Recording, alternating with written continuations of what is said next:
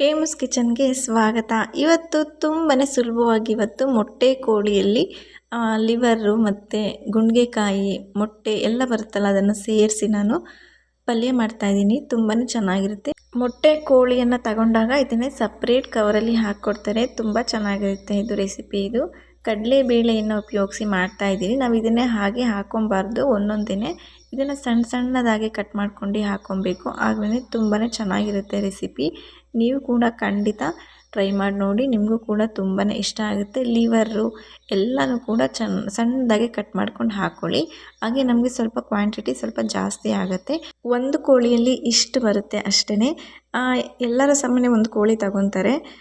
ಎರಡೆರಡು ಕೋಳಿ ತಗೊಂಡ್ರೆ ಇನ್ನು ಸ್ವಲ್ಪ ಜಾಸ್ತಿ ಬರುತ್ತೆ. ಸಾಮಾನ್ಯವಾಗಿ ಎಲ್ಲರ ಮನೇಲೂ ಒಂದೊಂದೇ ತಗೊಳ್ಳೋದು. ಹಾಗಾಗಿ ತಗೊಂಡಾಗ ತುಂಬ ಚೆನ್ನಾಗಿರುತ್ತೆ ರೆಸಿಪಿ. ನೀವು ಟ್ರೈ ಮಾಡಿ ನೋಡಿ. ಇವಾಗ ಈರುಳ್ಳಿ ತೊಗೊಂಡಿದ್ದೀನಿ, ಒಂದು ಸಣ್ಣ ಈರುಳ್ಳಿ ಮತ್ತು ಒಂದೇ ಒಂದು ಗಡ್ಡೆ ಬೆಳ್ಳುಳ್ಳಿ ತೊಗೊಂಡಿದ್ದೀನಿ. ಶುಂಠಿ ಅರ್ಧದಷ್ಟು ತೊಗೊಂಡಿದ್ದೀನಿ. ಸ್ವಲ್ಪ ಕೊತ್ತಂಬರಿ ಸೊಪ್ಪು ಅಷ್ಟೇ. ನಾವು ಸ್ವಲ್ಪನೇ ಮಾಡ್ಕೊತಾ ಇರೋದ್ರಿಂದ ಸ್ವಲ್ಪ ತೊಗೊಬೇಕು. ಜಾಸ್ತಿ ತೊಗೊಂಡ್ರೆ ನಮಗೆ ಮಸಾಲ ಜಾಸ್ತಿ ಆಗುತ್ತೆ. ಇದನ್ನು ಗ್ರೈಂಡ್ ಮಾಡ್ಕೊಂಡು ಆದಮೇಲೆ ಈಗ ಒಂದು ಕುಕ್ಕರ್ ತೊಗೊಂಡಿದ್ದೀನಿ. ಅದಕ್ಕೆ ಸ್ವಲ್ಪ ಎಣ್ಣೆಯನ್ನು ಕೂಡ ಸೇರಿಸ್ಕೊತಾ ಇದ್ದೀನಿ ನಾನು. ಎಣ್ಣೆಯನ್ನು ಸೇರಿಸ್ಕೊಂಡಾದ್ಮೇಲೆ ರುಬ್ಬಿದ ಮಸಾಲಾನ ಸೇರಿಸ್ಕೊತಾ ಇದ್ದೀನಿ. ಇದು ಹಸಿ ವಾಸನೆ ಹೋಗಬೇಕು, ಅಲ್ಲಿವರೆಗೂ ಕೂಡ ನಾವು ಚೆನ್ನಾಗಿ ಇದನ್ನು ಫ್ರೈ ಮಾಡ್ಕೊಬೇಕು. ನೆಕ್ಸ್ಟ್ ಇದಕ್ಕೆ ಸ್ವಲ್ಪ ಅರಿಶಿನವನ್ನು ಸೇರಿಸ್ಕೊತಾ ಇದ್ದೀನಿ. ಎಲ್ಲನೂ ಕೂಡ ಚೆನ್ನಾಗಿ ಮಿಕ್ಸ್ ಮಾಡ್ಕೊಂಡಾದ್ಮೇಲೆ ಇದನ್ನು ಹಾಗೆಯೇ ಬಿಟ್ಬಿಡಬೇಕು. ಒಂದು 5 ನಿಮಿಷ ಅಷ್ಟೇ. ಹಾಗೆ ನೋಡ್ಕೊತಾ ಇರಿ. ಈಗ ನೀರೆಲ್ಲ ಹೆಂಗೋಗಿದೆ. ನೆಕ್ಸ್ಟ್ ಇವಾಗ ಮೊಟ್ಟೆನ ನಾನು ಸೈಡಲ್ಲಿ ತೆಗೆದಿಟ್ಕೊಂಡು ಮೊಟ್ಟೆನ ಲಾಸ್ಟಿಗೆ ಹಾಕ್ಕೊಬೇಕು. ಫಸ್ಟೇ ಹಾಕ್ಕೊಂಡ್ರೆ ಎಲ್ಲ ಒಡೆದೋಗ್ಬಿಡುತ್ತೆ, ಚೆನ್ನಾಗಿ ಬರೋದಿಲ್ಲ. ಈಗ ಮೊಟ್ಟೆ ಬಿಟ್ಟು ಎಲ್ಲನೂ ಕೂಡ ಹಾಕ್ಕೊತಾ ಇದ್ದೀನಿ. ಎಲ್ಲನೂ ಕೂಡ ಹಾಕ್ಕೊಂಡು ಚೆನ್ನಾಗಿ ಮಿಕ್ಸ್ ಮಾಡ್ಕೊಬೇಕು. ತುಂಬಾ ಚೆನ್ನಾಗಿ ಬರುತ್ತೆ ಈ ರೆಸಿಪಿ. ಅಪರೂಪಕ್ಕೊಮ್ಮೆ ಈ ಥರ ಮಾಡ್ಕೊಂಡು ತಿಂದರೆ ತುಂಬಾ ಚೆನ್ನಾಗಿರುತ್ತೆ. ಟೇಸ್ಟ್ ಕೂಡ ಬೇರೆ ಅನಿಸುತ್ತೆ ನಮಗೆ ಸಾಂಬಾರು ಅದೇ ತಿಂದು ಬೇಜಾರಾಗ್ತಾಯಿದ್ರೆ ಮಾಡ್ಕೊಬೋದು. ನೆಕ್ಸ್ಟ್ ಹಾಗೆಯೇ ಅದು ಫ್ರೈ ಆಗ್ತಾ ಇರಲಿ. ನೆಕ್ಸ್ಟ್ ಇಲ್ಲಿ ಸ್ವಲ್ಪ ಕಾಯಿ ತೊಗೊಂಡಿದ್ದೀನಿ. ಪೂರ್ತಿ ಗ್ರೈಂಡ್ ಮಾಡೋಕ್ಕೆ ಹಾಕೋದಿಲ್ಲ ನಾನು. ಮತ್ತು ಕಡಲೆಬೇಳೆನೂ ಕೂಡ ತೊಗೊಂಡಿದ್ದೀನಿ. ಇಲ್ಲಿ ಸ್ವಲ್ಪ ನೋಡಿ ಇಷ್ಟು ಮಾತ್ರ ನಾನು ಗ್ರೈಂಡ್ ಮಾಡೋಕ್ಕೆ ಸೇರಿಸ್ಕೊತಾ ಇದ್ದೀನಿ ಅಷ್ಟೇ. ನೆಕ್ಸ್ಟ್ ಇವಾಗ ಒಂದು ಅರ್ಧ ಟೊಮೊಟೊ ಹಣ್ಣು ಮಾತ್ರ ಇಲ್ಲಿ ಉಪಯೋಗಿಸ್ತಾ ಇದ್ದೀನಿ. ಇದನ್ನು ನುಣ್ಣಗೆ ರುಬ್ಕೊಬೇಕು. ನೋಡಿ ಇಷ್ಟೇ, ಇದಕ್ಕೆ ಇನ್ನೇನು ಕೂಡ ಹಾಕೊಬಾರ್ದು. ಈಗ ಸೇರಿಸ್ಕೊಳ್ಳಿ ಅದನ್ನು ಕುಕ್ಕರ್ಗೆ. ತುಂಬಾ ಚೆನ್ನಾಗಿರುತ್ತೆ. ನಾವು ಕಡಿಮೆ ಪದಾರ್ಥವನ್ನು ಉಪಯೋಗಿಸಿ ಮಾಡ್ಕೊಬೋದು. ತುಂಬ ಸುಲಭವಾಗಿ ಮಾಡ್ಕೊಬೋದು. ಮನೆಯಲ್ಲಿ ಅದಿಲ್ಲ ಇದಿಲ್ಲ ಅಂತ ಅನ್ನೋಂಗಿಲ್ಲ. ಮನೇಲಿ ಏನಿರುತ್ತೆ ಅದನ್ನು ಹಾಕಿ ಮಾಡ್ಕೊಬೋದು. ತುಂಬ ಚೆನ್ನಾಗಿರುತ್ತೆ. ಇದು ಆದಷ್ಟು ಗಟ್ಟಿಯಾಗಿ ಇರಬೇಕು. ಜಾಸ್ತಿ ನೀರನ್ನು ಕೂಡ ಸೇರಿಸ್ಕೊಬಾರ್ದು. ಇಲ್ಲಿ ಒಂದೇ ಒಂದು ಸ್ಪೂನಿನಷ್ಟು ಧನಿಯಾ ಪುಡಿ ಮತ್ತು ಅರ್ಧ ಸ್ಪೂನಿನಷ್ಟು ಖಾರದ ಪುಡಿಯನ್ನು ಸೇರಿಸ್ಕೊಂಡಿದ್ದೀನಿ. ಮತ್ತು ಒಂದು ಅರ್ಧ ಸ್ಪೂನಿನಷ್ಟು ಗರಂ ಮಸಾಲವನ್ನು ಸೇರಿಸ್ಕೊಂಡಿದ್ದೀನಿ.